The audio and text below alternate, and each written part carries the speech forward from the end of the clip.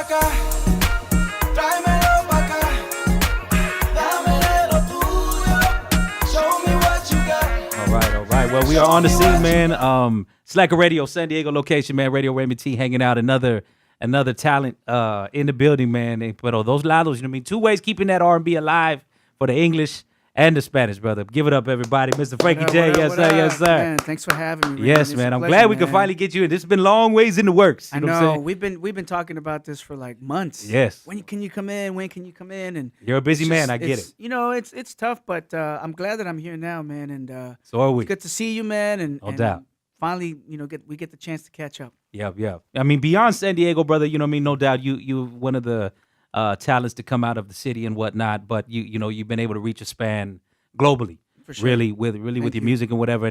And you know, I've always been a huge fan, no doubt, in just your R&B steez and everything like that. And tapping into your Latino side, you know, with the Spanish side and everything like that. And I don't want to say you went anywhere, but you seem to be back on the scene right now, you know what I mean, making some moves and you know, so it felt only appropriate to get you in the building, man. So please good, tell us what's going on in the world of Frankie J. Well, you know, the beautiful thing about music is that you can capture so many people throughout the world. No doubt. It's a language that everybody understands, whether it's, you know, in English or in Spanish or in Japanese, Chinese, and Tagalog. You reach people worldwide with your music.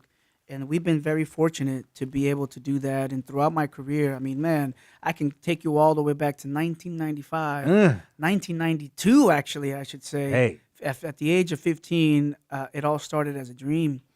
You know, it's like Biggie Smalls. It was all a dream. I mean, you know, at that age, man, you know, you're being so, you know, inspired. You know, you're dreaming, you're thinking of what if. It's that wishful thinking.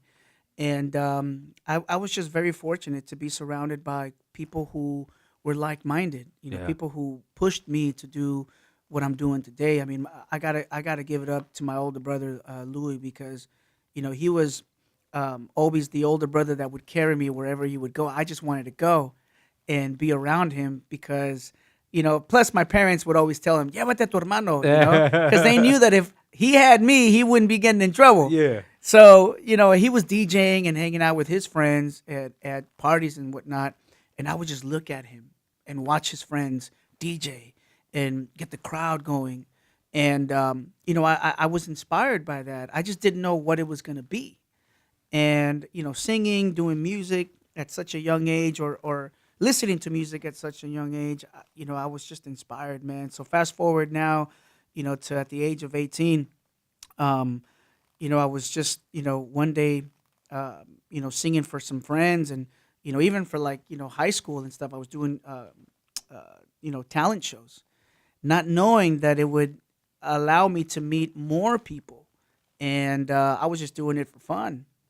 But I got to meet some industry people, and, you know, they started hooking me up with other industry people. And, you know, sooner than later, I was already signed by an independent label doing Spanish English music. And then after that, you know, of course, you go through the motions, right? Sometimes if it works, then you stay doing what you're doing. But if it doesn't, you move on. And I moved on. I joined a band called the Cumbia Kings. Hey. I was only 21 years old at the time.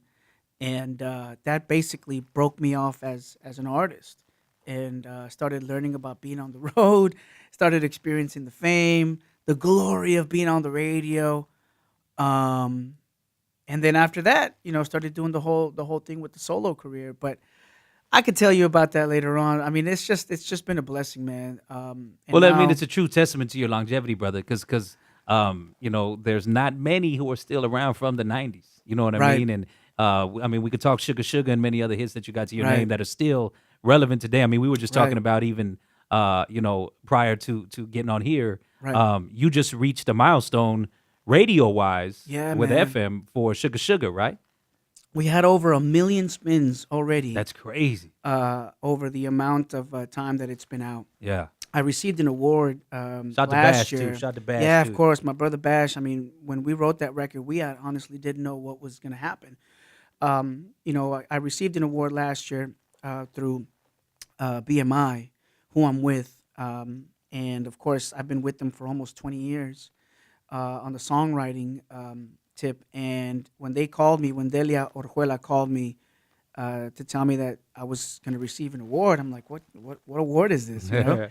Of course, I was intrigued. I was, in awe. She goes, well, your song Sugar Sugar has been played on the radio over 1 million times, and you definitely need to get an award. I'm like, what's that equivalent to? We were just talking about the views nowadays, because everybody's so into views about, the videos. It's like, oh, you received 1 billion, or, what is it like when it comes to radio spins? Of course, it's a little bit different because it involves the whole publishing side. And I was just like, wow, over 1 million spins from radio. Yep. So, of course, it's a milestone for me, and, of course, for my brother Bash. And it was just really cool. It was a good feeling, man, to be able to stand there and show face with all the people that were there from BMI and, celebrating with me at the same time. Of course, I performed a couple of songs. Yeah.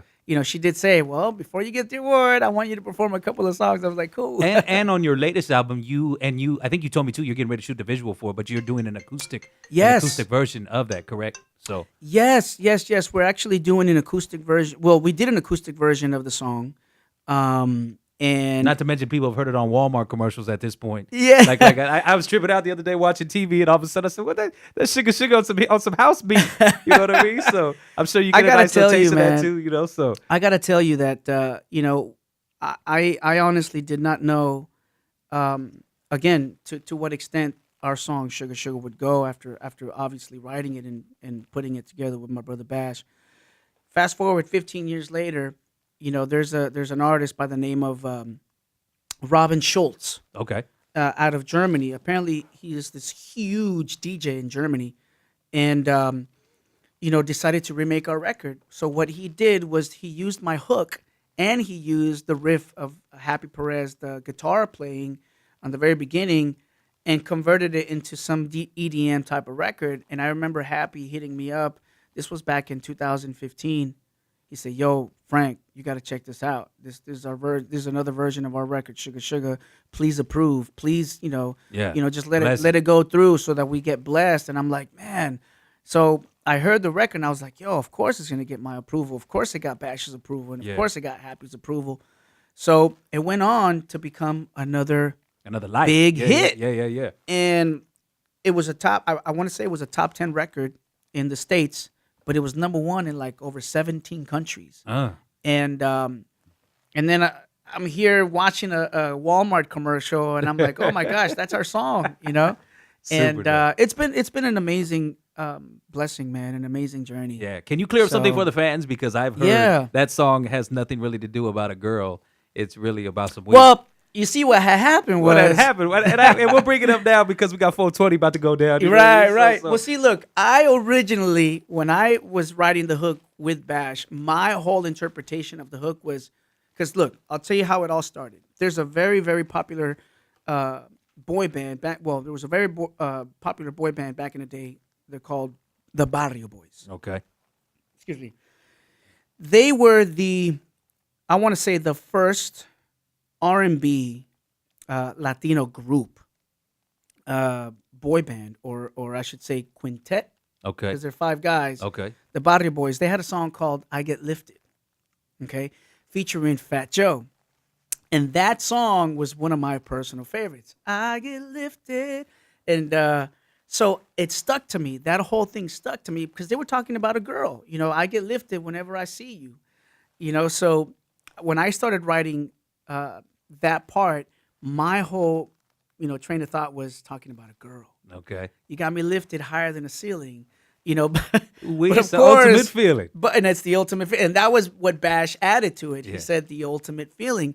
But thinking about, of course, the other stuff. Clouds. Clouds, exactly. Yeah. So while he was on cloud 9, on that, I was on cloud 9 thinking about a girl. Hey. And, but it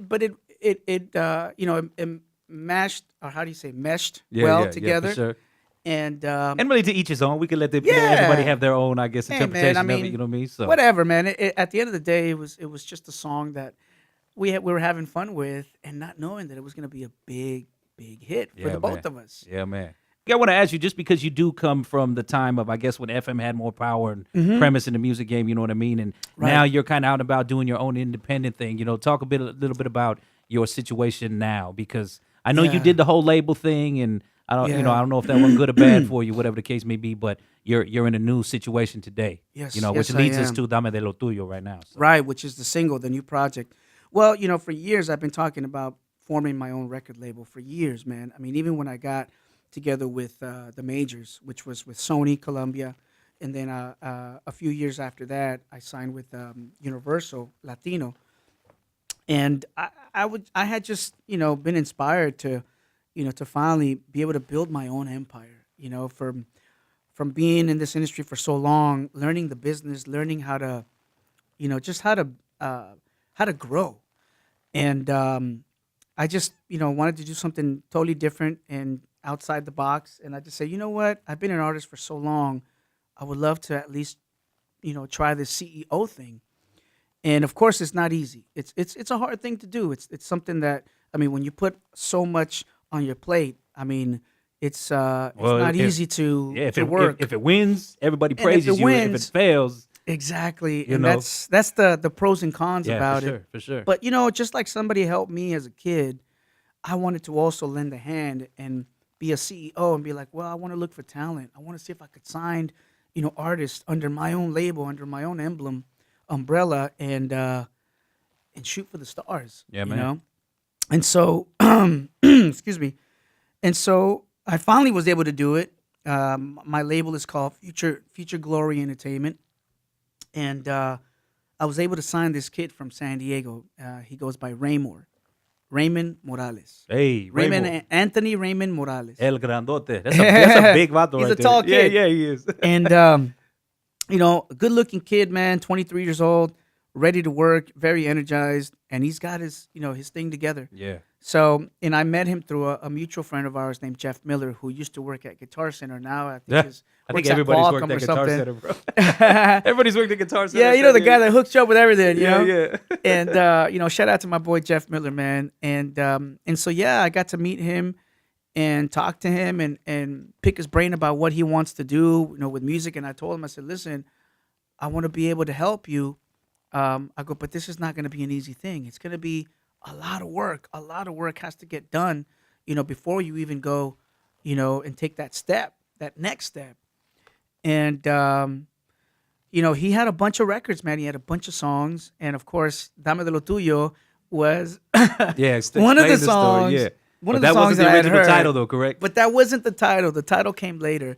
I could say culo. Yeah, right? without a Slacker. doubt. Yeah. Say ass, all of it.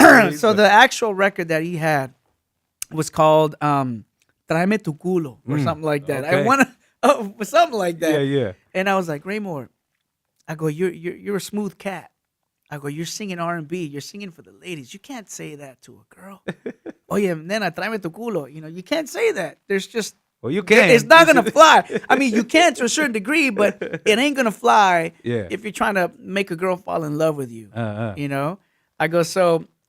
I go, let me think of something. Let me go back and see if I could, do my thing to it. So I want to say within a couple of hours, I went back to doing my thing, and after conversating with him, I want to say he was at home and I was at home, and we got off the phone, and within a couple hours, I was like, what could I change it to? What could I say? And I started singing it, and then I started singing, Dame de lo tuyo, mueve las. That's it. Boom, boom. That was it. And I was like, bro, that sounds more genuine. It sounds more gentleman-like. And it sounds more like it could fly when you tell the girl, dame de lo tuyo. Yeah. It's still not crazy. I mean, it's still kind of like, It's just some smooth. makes you wonder, makes you think about Yeah. it. It's smooth. Yeah. And so he loved it, and his producers loved it. Tony and Toma, they were like, oh, bro, that's fly. Boom. So, I said, okay, cool, well, let's do that. And then I went ahead and translated the whole entire song in Spanish. So I said, let's get ready to record it. And within about a few days, man, they came by to the studio at my house, and we recorded the record, and that's it. Boom, boom. And now we have in action Dame de lo Tuyo in English Yeah. and Spanish. Exactly. So Very now, nice. we're very, very fortunate to finally get that whole thing started. And again, it's my very first time trying this out, man. I mean, as a CEO of Future Glory Entertainment, I'm just very, very excited about the project. It's a new venture in my career, and I don't know. I just want to see what the fans think about it. As of now, it's been out for a few days now. Yeah. The video is also video out. is It's on out, my yep. Vivo channel. It's on Frankie J Vivo or Vivo Frankie J or Frankie J Vivo, however you Yeah, you yeah. put it together. And if you want to get the single's already out as well. You Yep. can get it anywhere on Yep. all digital platforms. And just showing love, man. Showing love to the new talent, to that next generation, because this kid can sing, man. Thank you yet again for coming through. Listen up again for the new single, Dame de lo tuyo. Yes. Floating around all over Slacker, all over the platforms, however you get your music. Check it out, man. And, you know what I mean? Appreciate you, man. Gracias siempre. Thanks for always, having me. always, my man. Yes, indeed. Yes, sir. Much love, Slacker Radio. It's your boy Frankie J. Yeah, yeah.